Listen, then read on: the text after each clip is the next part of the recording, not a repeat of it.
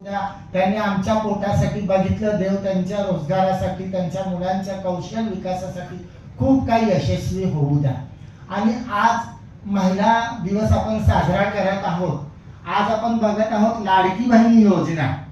आज आपण बोलतो लाडकी बहीण योजना ज्या चालू झालेल्या आहेत, पण मला असं वाटतं सुरक्षित बहीण योजना ह्या जास्त झाल्या पाहिजे।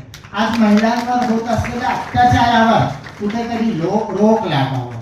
महिलांचं होत असलेलं शोषण, बलात्कार ह्या घटना ज्या आहेत त्या 5 वर्षाच्या मुलीपासून 75 वर्षाच्या म्हातारी बाईपर्यंत आम्ही बघत आहोत। आणि हे झालं नाही पाहिजे।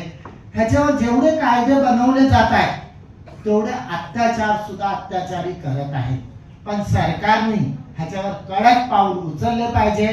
लाडकी बहीण तर आपण आहोत, पण आपल्याला सुरक्षित बहीण हे महाराष्ट्रात झालं पाहिजे आणि त्यासाठी आपण लढा देऊया।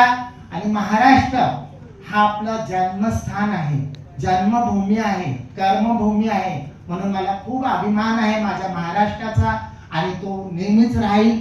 आणि मला दादासाहेब फाळके अवॉर्ड आहे, मी भारताची पहिली गोल्ड मेडलिस्ट ट्रान्सजेंडर आहे।